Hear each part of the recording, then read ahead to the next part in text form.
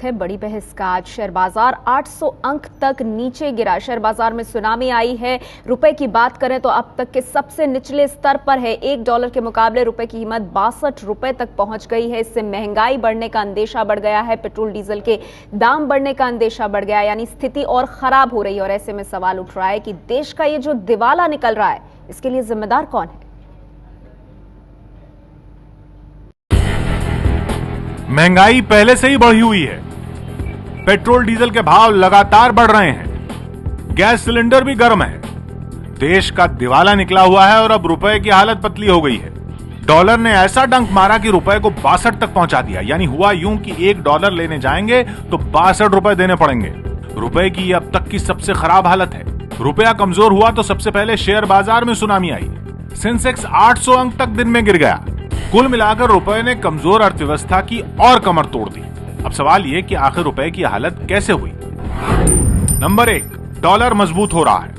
रुपए की इस हालत के लिए सबसे बड़ी वजह है डॉलर का मजबूत होना। 2008 की मंदी के बाद से अमेरिका ने खुद को मजबूत करने के लिए बाजार में करीब $2 खरब डाले थे। ये रकम भारत, चीन समेत दुनिया भर के कई देशों में लगी। अब अमेरिका अपने पैसे वापस खींचने की बात कर रहा है, इसलिए डॉलर का भाव तो बढ़ रहा है, लेकिन भारत, ब्राजील, दक्षिण अफ्रीका जैसे देशों की मुद्राएं धूल चाट रही हैं। यूं समझिए कि बाजार में ज्यादा माल है तो कम भाव और कम माल है तो ज्यादा भाव।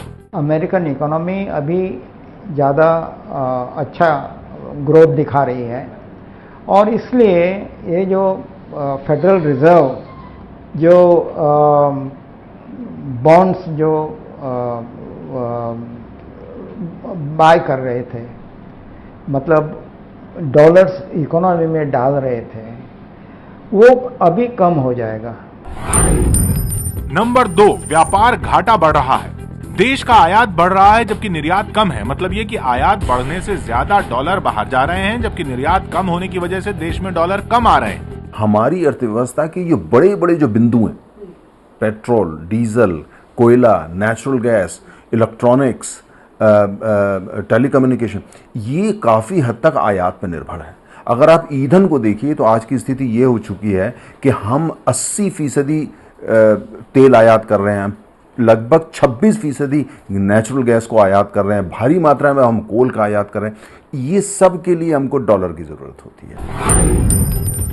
3, निवेश की हालत ठीक नहीं है। जब तक भारत में निवेश के लिए माहौल नहीं बनेगा तब तक रुपए की हालत ज्यादा ठीक नहीं हो पाएगी। मतलब ये कि विदेशी कंपनियां देश में आएंगी तो साथ में डॉलर भी लाएंगी।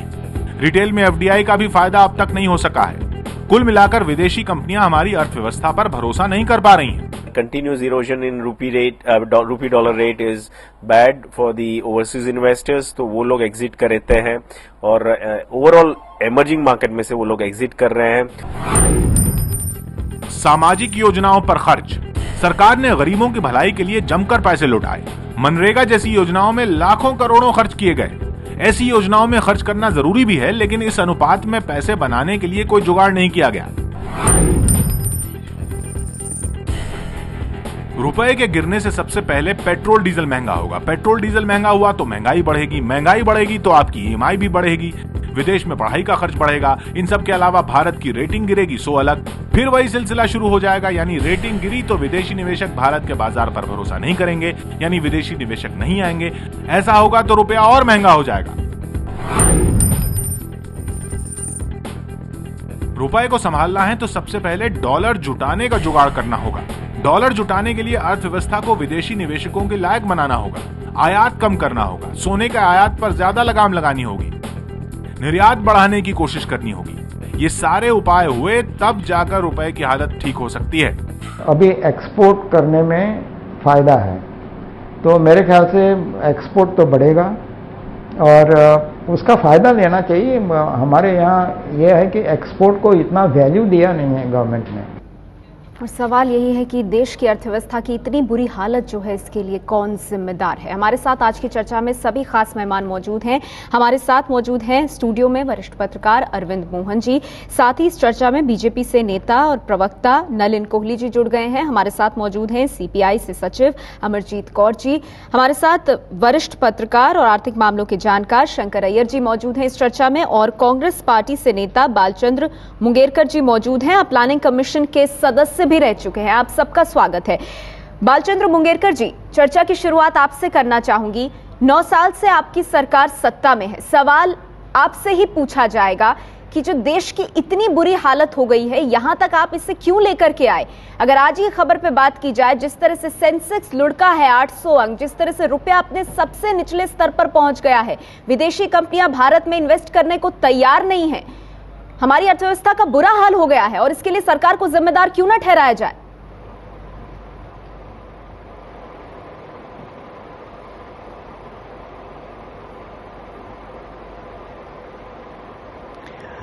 देखिए, आप 9 बरस की बात, यूपीए सरकार 4-5 में सत्ता पर आई, ये 9 बरस की आप बात कर रही है कि आज आप सेंसेक्स गिरने के बाद रुपया डॉलर के बाजू में 62 रुपए होने के बाद आप कर रही है।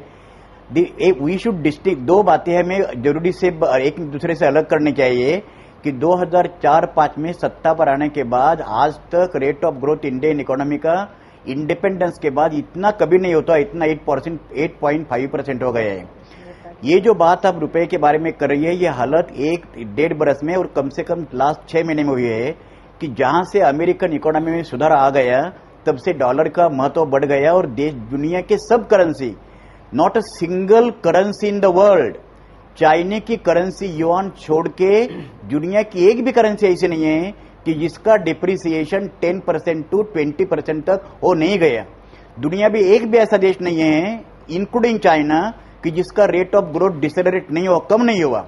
मैं ये समझने की कोशिश कर रहा हूं कि जिस तरह का रुपया का माहौल अब हो गया है, जैसा dollar, we wanted integrated economy, इस देश लोगों को परफेक्टली पूरी मार्केट इकोनॉमी, इंडिया की इकोनॉमी वर्ल्ड से इंटीग्रेट होनी चाहिए थी। तो वर्ल्ड इकोनॉमी जब बूम रहेगा तब तुम्हारे इकोनॉमी को फायदा होगा। जब वर्ल्ड इकोनॉमी नहीं बूम रहेगा, American economy will be in collapsing, at that time you will be getting benefit.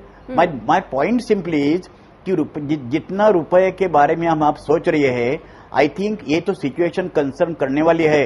मैं समझता हूं कि देश के प्लानिंग कमीशन और reserve bank of India governor, they should come forward to the people and they should make the, उनको statement भी करना चाहिए। लेकिन मैं समझता हूं कि ये जो रिएक्शन है, ये रुपया ऐसा नहीं रहेगा। अभी हमारा मानसून में we are expecting good agricultural crop, 2250 million से टन से भी ज्यादा 2070 ठीक तक। है, बालचंद्र जी, आपने कई बातें कही हैं, गेहूं और आपने अपने आर्ग्यूमेंट को मजबूत करने के लिए कई बातें कही हैं। मेरे साथ यहाँ पर आर्थिक मामलों के जानकार और वरिष्ठ पत्रकार शंकर अय्यर जी मौजूद हैं। मैं इन सारे बातों के जवाब उनसे लेती हूँ। शंकर अय्यर जी, ये जो डिफेंस है सरकार की तरफ से कि आप वैश्विक अर्थव्यवस्था को देखिए और फिर आप हमारी अर्थव्यवस्था को देखिए, रुपए की ये जो हालत है ये हमेशा इतनी खराब नहीं रहेगी, और आप 9 सालों का लेखा जोखा क्यों ले रहे हैं? प्रधानमंत्री ने भी ये बात कल कही कि पिछले दशक में तो बहुत अच्छी ग्रोथ रही है और दशकों के मुकाबले, लेकिन सवाल यह है कि आज की हालत तो बहुत खराब है, आम आदमी खून के आंसू रो रहा है, और क्या इसके लिए सरकार जिम्मेदार नहीं है?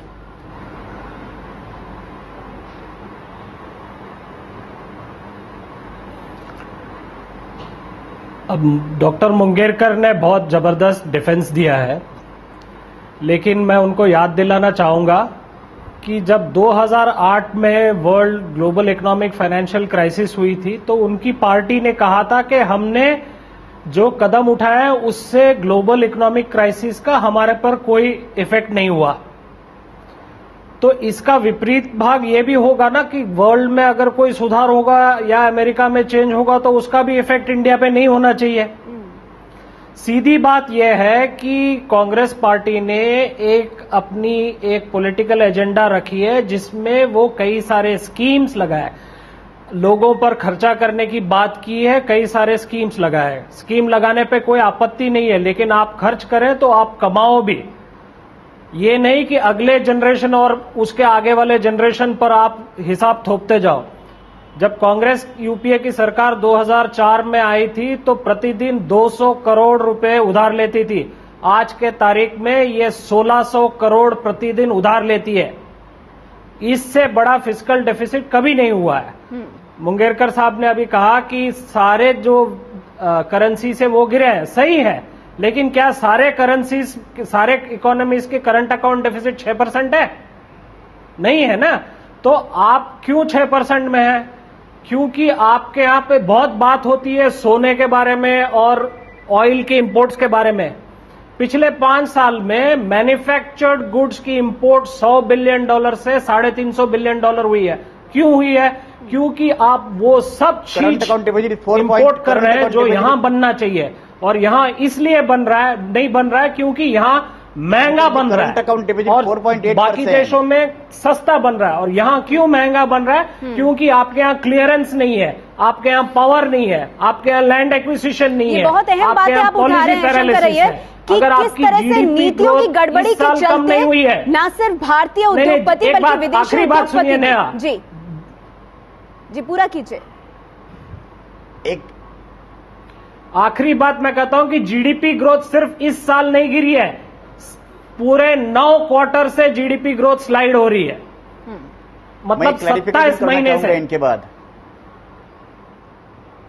आप कह रहे हैं 27 महीने से हालात खराब चल रहे हैं। मैं आपके पास आऊंगी मुंगेरकर जी और इससे आप का जवाब मैं लूंगी इस पर, लेकिन उससे पहले बाकी मेहमानों को भी हम इसमें शामिल कर लेते हैं। तो नलिन आपको क्या लगता है का देखेंगे इस इतनी बुरी स्थिति पर भारतीय अर्थव्यवस्था क्यों पहुंची है? मुझे सिर्फ आधा मिनट दीजिए, आधा एक करेक्शन के लिए आधा मिनट दीजिए।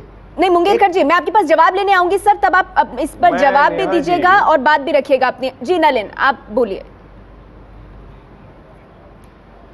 ऐसा है नेहा जी, सरकार जो है हमेशा बहाने देती है, जवाब उसके पास कोई नहीं है। Thank you. और जब एक अर्थशास्त्री प्रधानमंत्री है देश में, देखिए कितनी विडंबना है कि 1991 में डॉक्टर मनमोहन सिंह जी के नाम पर ही कहा जाता था कि इकोनॉमी को बचाया जा रहा है और बचाया है, और आज 9 साल वो रहे हैं देश के प्रधानमंत्री।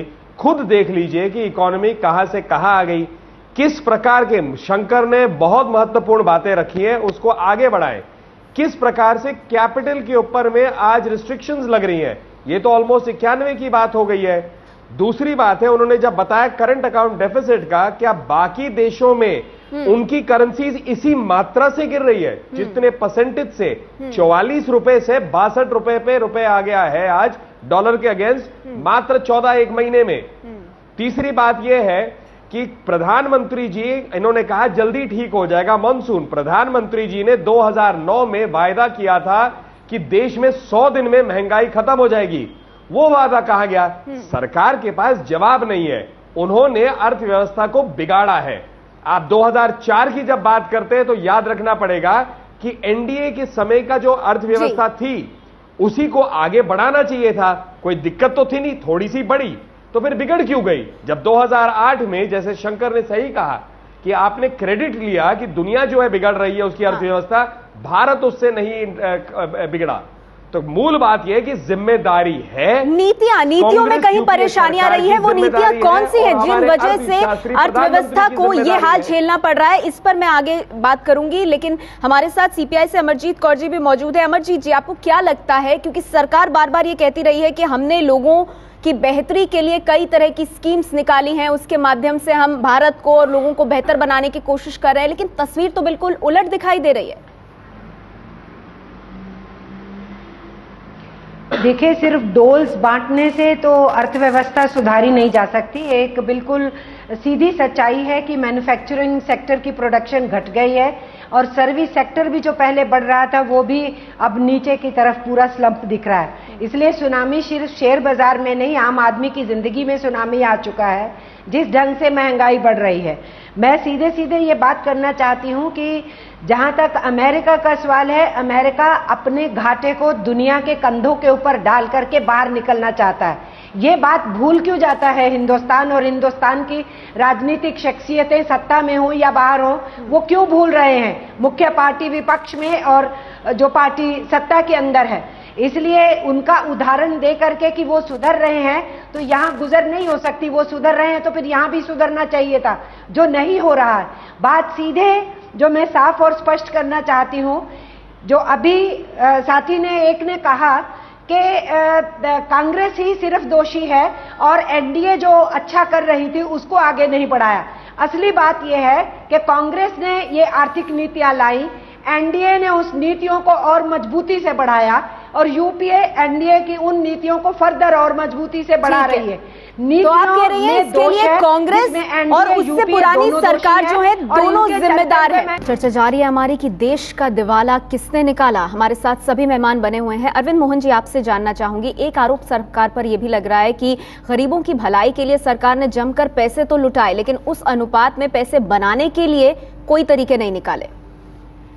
ये असल में जो गरीबों की स्कीम है या बेरोजगारी दूर करने की स्कीम है और खर्च रखे, इन सब स्कीम्स पे जितना खर्चा है मुझे लगता है वो कोई इतना बड़ा नहीं है। वो सिर्फ एक करंट अकाउंट डेफिसिट का हिसाब जो है उससे भारी पड़ जाता है। इसलिए ये गणित कहना अपने आप में मुझे बहुत ज़्यादा इस तर्क में कोई दम नहीं दिखाई। असली चीज़ ये है कि सरकार ने एक तो उस समय जब ये क्लियरेंस, एक तो जो घोटाले पकड़े गए उसके वजह से सारी ब्यूरोक्रेसी और सरकार जस का तस रुक के पड़ गया। फिर कोयला जैसी चीज हमको इंपोर्ट करनी पड़ रही है बड़े पैमाने पे, अपने संसाधनों का खत्म हो गया। ये इंडस्ट्री लगाना और बिजनेस करना चौपट होता जा रहा है, उसके लिए फाइनेंस ढूंढना, सबके पास इतना कर्ज पड़ा हुआ है बड़े हाउसेस पे कि वो जब क्राइसिस शुरू होगा तो वो मुश्किल पैदा करेगा। लेकिन उससे भी ज्यादा ये हुआ है कि अभी जितने कदम उठाए गए महंगाई और मुद्रास्फीति रोकने के नाम पे या अब डॉलर को रोकने के नाम पे, ये सब उल्टे पड़ते जा रहे हैं। इनमें से किसी का नहीं। जो शॉर्ट टर्म बॉन्ड आए हैं उससे, जो सोना रोका गया है उससे, जो बाहर निवेश करने पे या बाहर डॉलर रुपया भेजने पे जो रोक लगी है, इन सब का देखिए रह के परिणाम यही होता है कि 2 कदम सरकार उठाती है और एक दिन बाजार उस सब पे पानी फेर के निकल जाता है। तो इन छोटे उपायों से काम नहीं चलेगा, बड़े उपाय करने पड़ेंगे।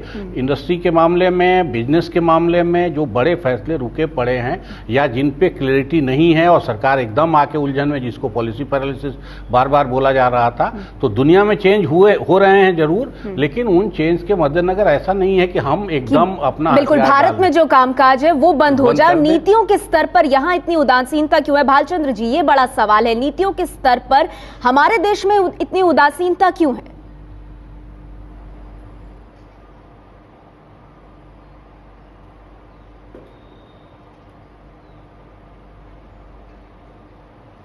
पहली बार मैं एक समझना चाहता हूं कि जो जिसका जिक्र शंकर साहब ने किया था कि 2008 में ग्लोबल फाइनेंशियल क्राइसिस होने के बावजूद भी हमारी इकोनॉमी क्यों नहीं अब गिरी और we had 6.7% rate of growth. इसकी वजह ये थी कि इंडियन बैंकिंग सिस्टम पूरा तरह से पब्लिक सेक्टर में थी और अभी भी है और पूरी रेगुलेटेड है।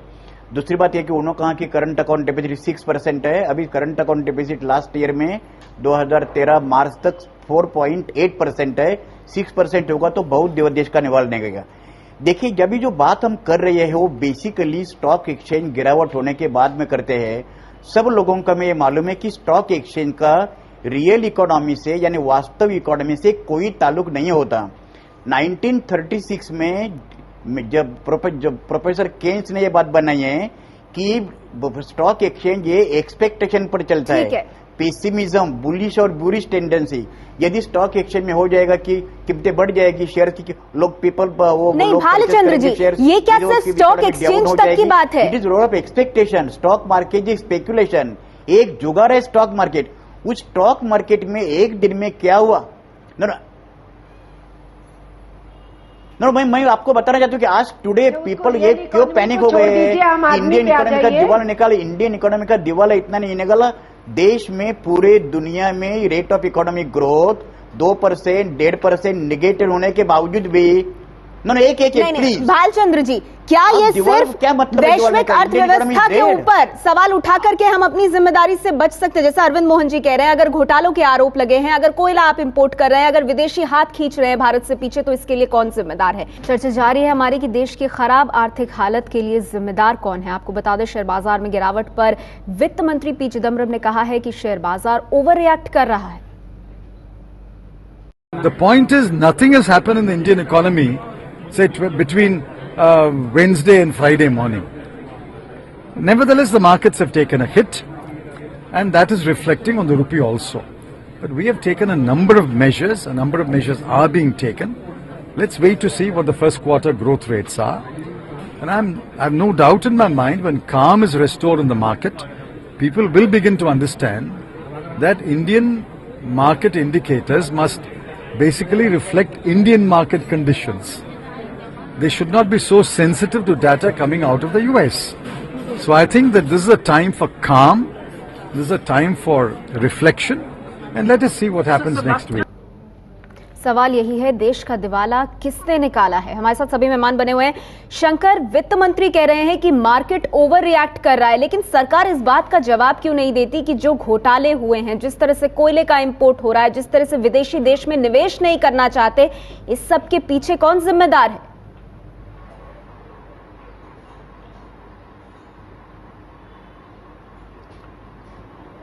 सरकार जवाब तब देगी ना जब सरकार ये मान ले कि कोई प्रॉब्लम है इकोनॉमी में। 2008, 2009 से लेके 2012 तक इस सरकार के जो वित्त मंत्री थे उनका मानना था कि इकोनॉमी में कोई प्रॉब्लम नहीं है। उनके पहले बजट स्पीच में करंट अकाउंट डेफिसिट 2.1% था, उसके बाद में 3% के ऊपर गया। 2011-12 के जो बजट है उन तक पहुंचने तक वो 4.4% हो गया था। 2012 के आखिरी क्वार्टर में 6% हो गया था। उसके बाद जब रेटिंग एजेंसीज ने धमकी दी कि रिव्यू करेंगे, तब जाके सरकार जागरूक हुई, तब जाके चिदम्बरम को वापस लाया गया वित्त मंत्रालय में। आके उन्होंने कड़क कदम उठाए, एक आशा दिलाई कि इकोनॉमी सुधरेगी। लेकिन क्रिकेट की टीम में हो या कैबिनेट में हो, एक अकेला प्लेयर मैच नहीं जीत सकता। इस कैबिनेट में तो सिविल वॉर है। निवेश की आप बात कर रहे हैं, 2007 में 1 लाख करोड़ रुपए के प्रोजेक्ट्स अटके हुए थे। 2013 की इकोनॉमिक सर्वे में चीफ इकोनॉमिक एडवाइजर, जो अभी रिजर्व बैंक गवर्नर बनने वाले हैं, उन्होंने लिखा है 7 लाख करोड़ के प्रोजेक्ट्स अटके हुए हैं। ये क्यों अटके हुए हैं? क्यों क्लियरेंसेस नहीं हो रहे हैं? भारतीय राजनीति में पेंडिंग की परिभाषा क्या है? या तो आप क्लियरेंस दो या ना दो। आप कोयला क्यों आयात कर रहे हैं? क्योंकि कोल इंडिया जो सरकारी कंपनी है, उसके 175 प्रपोजल्स एनवायरमेंट और लैंड के लिए रुके हुए हैं। ये जो 7 लाख करोड़ के जो प्रोजेक्ट्स अटके हुए हैं, उसमें से 1,70,000 करोड़ के प्रोजेक्ट्स सिर्फ सरकारी प्रोजेक्ट्स हैं। आप घोटालों की बात कर रहे हैं। ये सरकार अपनी नीति के लिए खड़ी नहीं हो सकती है। मान लिया जाए कि घोटाले नहीं हुए, तो खड़े होकर अपने नीति को डिफेंड करें। 2G में पॉलिसी उनकी ठीक थी, इंप्लीमेंटेशन गलत थी, तो क्यों नहीं कोर्ट को बताया? कोलगेट में पॉलिसी ठीक थी, इंप्लीमेंटेशन गलत थी, तो क्यों नहीं बताया कोर्ट को आपने? आपके अगर जो सोशल स्पेंडिंग प्रोग्राम सही है, तो उसके लिए फंडिंग मैकेनिज्म क्यों नहीं हुआ?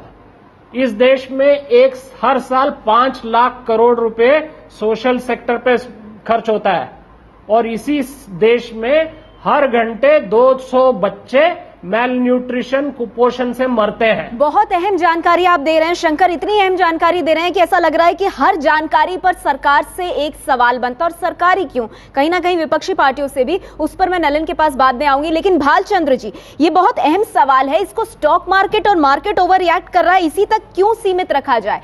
जैसा कि शंकर अय्यर कह रहे हैं, 2007 में 1 लाख करोड़ प्रोजेक्ट्स अटके थे, 2013 में 7 लाख करोड़ प्रोजेक्ट्स अटके हुए हैं। विदेशी यहां निवेश नहीं करना चाहते, उन्हें मालूम नहीं है उनका प्रोजेक्ट सैंक्शन होने के बाद शुरू होगा भी या नहीं होगा।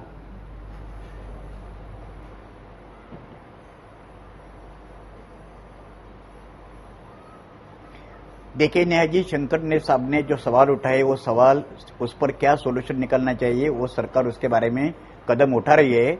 उनका मैं धन्यवाद देना चाहता हूँ कि इन्होंने जो बात उन्होंने की कि जो प्रोजेक्ट, जो कोल इंडिया के खास करके जो प्रोजेक्ट है, वो प्रोजेक्ट भी एनवायरमेंट मिनिस्ट्री से क्लियरेंस न मिलने के कारण वो पेंडिंग हो रही है। हमें कोयला हमें आयात करना चाहिए, हमें पड़ता है। तो मैं सरकार से भी ये रिक्वेस्ट करना चाहिए, I am not taking nihilist position.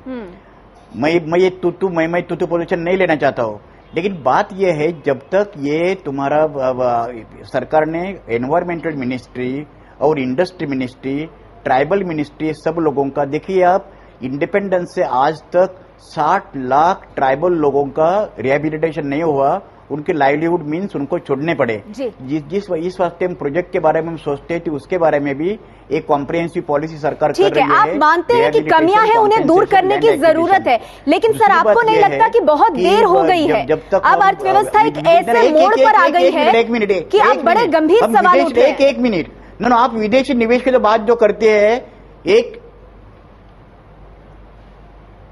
मैं देखता हूं आपको एक मैं बताना चाहता हूं, जब तक हम विदेशी सवालों का, विदेशी निवेश की बात जो करते हैं लोग, I think we are overreacting. 2001 से 2012 तक लोगों को मालूम है, नेहा जी मैं आपको बताना चाहता हूं, देश के लोगों को बताना चाहता हूं, what is foreign direct investment. 2000 से 2012 तक total foreign direct investment only $256 billion. आज इतना होने के बावजूद भी फॉरेन इंस्टीट्यूशनल इन्वेस्टमेंट और फॉरेन एफडीआई दोनों मिलकर $40 बिलियन देश में इन्वेस्टमेंट आती है। मैं ये करना चाहता हूं कि भारत की इकोनॉमी देखकर आपका एक सवाल उठाया था आपने कि अन्य देशों की डिप्रिसिएशन रुपए की कितनी नहीं हुई। भाई एक आप समझना चाहिए कि इकोनॉमी का आकार कितना है। This is $1.8 trillion economy. आप छोटे इक्वेडर जैसे और सिंगापुर जैसी इकोनॉमी से कंपेयर नहीं कर सकेंगे। मैं ये पोजीशन लेना चाहता हूं कि देश के अर्थव्यवस्था के सामने सवाल है, वो बड़े गंभीर सवाल है, और उसके बारे में सरकार ने जल्दी से जल्दी कोई सवाल वही है सर कि क्या बहुत देर नहीं हो गई है? हर फ्रंट पर महंगाई का झटका लग रहा है लोगों को। नलिन मेरा सवाल आपसे ये है, अमरजीत जी मैं आपके पास आऊंगी मैम, लेकिन नलिन सवाल आपसे ये है कि सरकार तो बिल्कुल इसके लिए सवाल उठते हैं सरकार से, लेकिन विपक्ष पे भी ये आरोप लगता रहा है कि विपक्ष सहयोग नहीं करता है। संसद में जहां सरकार को घेरा जा सकता है, जहां अटके हुए बिल पास हो सकते हैं, वहां विपक्ष साथ नहीं देता। नेहा जी पहली बात तो मैं ये कहा हूं, इसके एक मैं उदाहरण दे देता हूं। गाड़ी वो चला रहे हैं, चालक वो है, गड्ढे में वो ले जा रहे हैं और विपक्ष जो है वो जिम्मेदार। मतलब ये हास्यास्पद है जो आप बात करें। कई हमने बिलों पे मदद भी की है सरकार की, तो इसको अलग करिए, इस पे कभी और चर्चा करेंगे, ये सवाल लिंक नहीं है। महत्वपूर्ण बात यह है कि अभी इन्होंने कहा कि $1.8 ट्रिलियन की इकोनॉमी। मैं कुछ और कहना चाहूंगा सर, ये 125 करोड़ लोगों की जिंदगी की इकोनॉमी है। आप इकोनॉमी और डॉलर्स को साइड करिए, आज सबके सपने जो है चूर हो रहे हैं। रोटी, कपड़ा, मकान, 3 बेसिक नेसेसिटीज है। गरीब तबके के लिए खाना महंगा हो चुका है, मकान दूर की बात है। मध्यम वर्ग के सपने जो है चूर हो गए हैं, और जिस प्रकार के स्कैम्स हो गए, निवेशक भारत को छोड़ के विदेश में पैसे लगा रहे हैं, भारतीय निवेशक भी। तो आपने किसी वर्ग को नहीं छोड़ा, तो जिम्मेदारी तो लेनी पड़ेगी। लेकिन आज भी कांग्रेस पार्टी जो है उसके पास जवाब नहीं है। मैं शायद ये बहुत दुख से कह रहा हूं कि यहां राम राज्य की जो गांधी जी की कल्पना थी, इन्होंने एक नया राम राज्य खड़ा किया है। शायद भगवान को ही पता है कि देश चला कैसे रहे और ठीक है, आप वही कह रहे हैं कि कई सवाल है, लेकिन सरकार जवाब देने को तैयार नहीं है। तो शायद ये देश इस स्थिति में नलिन आपने अपनी बात रखी, मैं उसका जवाब लूंगी भालचंद्र जी से। लेकिन अमरजीत जी, क्या आपको ऐसा लगता है कि सरकार रुपए की लगातार गिरती हुई कीमत और जो उस पर बाजार जिस तरह से प्रतिक्रिया दे रहे हैं, सिर्फ उसी में लोगों को उलझाकर रख रही है? महंगाई चारों तरफ है, आम जनता उससे त्रस्त है, लेकिन उस तरफ ध्यान नहीं दिया जा रहा। वो जानबूझ के ध्यान नहीं दिया जा रहा है। आप सही कह रही हैं कि उलझा के रखना चाहती हैं। शंकर अय्यर जी ने जो बहुत से सवाल उठाए, वो अहम सवाल उठाए हैं। भालचंद्र जी जितना मर्जी कोशिश करें जवाब नहीं दे पा रहे, लेकिन नलिन जी जो कह रहे हैं कि नहीं हम तो साथ देते हैं और हम तो विरोध नहीं करते हैं और विरोध भी करते हैं। सही बात यह है कि ये नूरा कुश्ती करती हैं दोनों, कांग्रेस और बीजेपी, और बहुत सारी चीजों में अंदर खाते एक साथ हो जाते हैं। जिस बैंक्स और इंश्योरेंस के चलते हुए ये कह रहे हैं देश बच गया, ये दोनों अब एक लाइन पे आ रहे हैं, अंडरग्राउंड लेवल पे दोनों एक साथ है। ये मैं कहना चाहती हूँ। मैं सीरियसली समझती हूँ कि ये जॉबलेस ग्रोथ जो है, इन दोनों पार्टियों के चलते हुए ये जॉबलेस ग्रोथ हो रही है, बेकारी हो रही है। कल इंडिपेंडेंस डे था और पार्लियामेंट के पास एक महिला ने आत्महत्या कर ली झारखंड से आकर के। ये जॉबलेस ग्रोथ जो हो रही है, ये जनता की पीड़ा है, और जो महंगाई बढ़ रही है वो जनता की पीड़ा है। अगर रियल इकोनॉमी की बात करनी है तो इस इकोनॉमी की बात करनी है। देश की जो स्थिति है, जो आर्थिक हालात हैं, इस स्थिति तक लाने के लिए कौन जिम्मेदार है? हमारे साथ सभी मेहमान बने हुए हैं।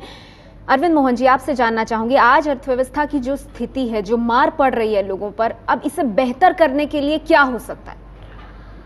नहीं, सबसे पहली चीज तो यही है कि काफी सारे फैसले अटके पड़े हैं, चाहे वो बिल के लेवल पे हों या सरकार के क्लियरेंस के लेवल पे हों। उन मामलों में थोड़ी तेजी जरूर आनी चाहिए हर लेवल पे, और सबको सीरियस होकर काम करना चाहिए। सरकार सिर्फ पॉलिटिकल फायदे वाले बिलों के लिए तो बहुत चिंतित है, लेकिन इकोनॉमिक फायदे वाले बिलों से उसको कोई मतलब नहीं है। विपक्ष को भी पॉलिटिकल वाले मसले पे तो सब चीज सोचता है, बाकी पे नहीं सोचता। ठीक यही हाल रिजर्व बैंक और वित्त मंत्रालय के बीच के मेल का है। रिजर्व बैंक की ड्यूटी निश्चित रूप से करेंसी और बैंकिंग व्यवस्था को बचाने की है, इकोनॉमी की चिंता उसको नहीं है। लेकिन जैसा अमेरिका में बहुत साफ दिख रहा है बर्नन के आने के बाद से, कि इकोनॉमिक मामले को बैंकिंग से अलग नहीं किया जा सकता और उसका रोल इकोनॉमिक ग्रोथ के लिए बहुत जरूरी है। अपने यहाँ राव साहब के रेजिम में पूरे समय ये हुआ है कि वित्त मंत्रालय और जो रिजर्व बैंक है उसकी लाइन अलग चलती रही। एक इन्फ्लेशन को कंट्रोल करने ही के लिए सप्लाई साइड की दिक्कत है या करेंसी की दिक्कत है, यही क्लियर आज तक नहीं हुआ है। और बार बार रिजर्व बैंक उसी बात पे आता है कि करेंसी के सप्लाई से वो इन्फ्लेशन कम कर लेगा, और हमने देखा है कि उससे इकोनॉमी पर तो असर पड़ा, इन्फ्लेशन पे कोई असर नहीं। बहुत अहम बात आप कह रहे हैं, इसका जवाब मैं भालचंद्र जी से लूंगी, लेकिन नलिन इस पर प्रतिक्रिया देना चाहते हैं। जी नलिन। नहीं, शंकर जी और दोनों अरविंद जी, उन्होंने कई इंपॉर्टेंट बातें कही हैं। ये सारे सुझाव जो है करेक्ट है, लेकिन सरकार में यदि ये क्षमता होती तो शायद सरकार इस स्थिति को होने नहीं देती। अब जब हम इतने करीब आ रहे हैं चुनाव के, सरकार क्या करेगी? अगर कर दे तो लाखों लोगों के मतलब रोजी रोटी जो है कुछ बच जाएगी। दूसरी बात मैं कहना चाहूंगा, अमरजीत जी बहुत देर से भाजपा और कांग्रेस दोनों को मेल रही है। मैं सिर्फ इतना याद दिलाना चाहूंगा, 5 साल समर्थन दिया था लेफ्ट पार्टी और सीपीआई ने यूपीए सरकार को, और दूसरी बात 34 साल जो उन्होंने वेस्ट बंगाल में काम किया है, एक सर्वश्रेष्ठ राज्य जो था इस देश का, उसके पास आज पैसे नहीं है अपने एम्प्लॉइज देने। और आखिरी बात, जॉबलेस ग्रोथ की जो बात की, आपको मैं आंकड़े से कहूंगा कि एनएसएसओ के डेटा के अनुसार 6.5 करोड़ जॉब्स क्रिएट हुए थे एनडीए के शासनकाल में, यूपीए में 20 लाख। तो ऐसा है, आप आंकड़े और सत्य पे बात करेंगे तो अच्छी चर्चा होगी। ठीक है, ठीक है। अमरजीत जी, आपकी प्रतिक्रिया इस पर, बाकी मेहमानों के पास जाऊंगी फिर। देखिए, मैं बहुत सीधे बात करना चाहती हूँ। फेक आंकड़े फेंकने से कोई सच्चाई नहीं बदल जाती, और हम इनकार नहीं कर रहे कि हमने यूपीए 1 के टाइम पे सपोर्ट किया था, हम भागे नहीं की बात नहीं, लेकिन वो पीरियड भी बेटर था। और ना ही हम ये एक्सेप्ट करने को तैयार हैं कि वेस्ट बंगाल गवर्नमेंट में जो भी हुआ सब बुरा हो गया उस राज के दौरान में। आज की हालत को कंपेयर कीजिए उस समय के राज से। पर मैं सीधे सीधे जो कहना चाहती हूँ वो ये है, महंगाई पे रोक लगाना पहली प्रायोरिटी होनी चाहिए गवर्नमेंट की, और लोगों के हाथों में काम देके उनकी जेब में पैसा पहुंचा के और बाजार की मंदी को रोकने की कोशिश करनी चाहिए। इस सिलसिले में कांग्रेस और भाजपा दोनों क्या करना चाहते हैं मैं पूछना चाहती हूँ। मैं क्यों नहीं इक्वेट करूं कांग्रेस और भाजपा को, क्योंकि दोनों के राज्य में जॉबलेस जवाब मैं लूंगी, दोनों के राज्य में महंगाई बढ़ी है, दोनों के राज्य में बेकारी बढ़ी है। संक्षेप में आपसे जानना चाहूंगी, क्या कदम उठाए जा सकते हैं चुनाव से पहले स्थिति बेहतर करने के लिए? सरकार रियलिस्टिकली क्या कदम उठा सकती है, संक्षेप में?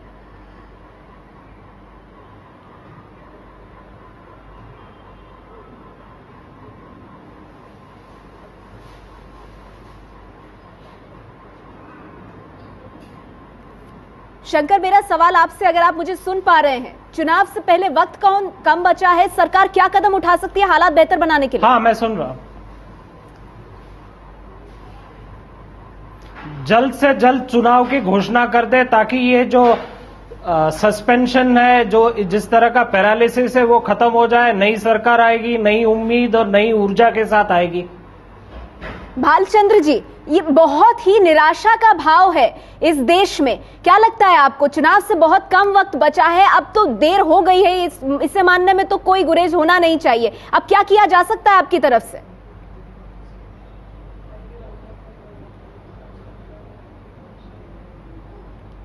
पहली बात यह है कि शंकर जी ने जो बताया, इलेक्शन कमीशन का यदि हम एक प्रोसीजर देखेंगे तो अभी मैं समझता हूं कि अर्ली इलेक्शन की कोई संभावना नहीं है, न वो सोल्यूशन है।